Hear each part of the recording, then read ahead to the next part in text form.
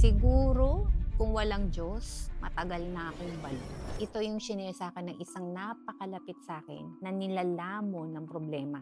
Ang daming utang, ang daming pagbabanta. Gabi-gabi hindi na siya makatulog. Hindi dahil sa ingay, kundi dahil sa dami ng iniisip niya. Lahat tulog na tulog. Siya, gising na gising kakaisip, paano lalaban, at paano niya ipagpapatuloy ang buhay na hindi tuluyang bumibigay. May mga laban kasi na pwede mo namang ikwento kahit kanino. Kasi hindi natin maiiwasan. May mga tao talaga na habang mahina ka, hinihintay ka nilang bumagsak. At minsan talaga dadating ka na sa point na wala ka na talaga makakapitan.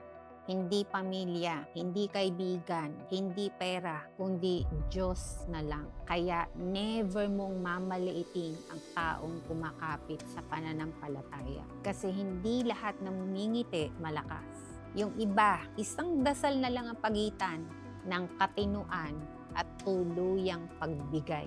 Matapos ang lahat ng pinagdaanan mo, isipin mo, baka hindi dahil sa malakas ka. Baka dahil merong Diyos na buhay na hindi ka pababayaan.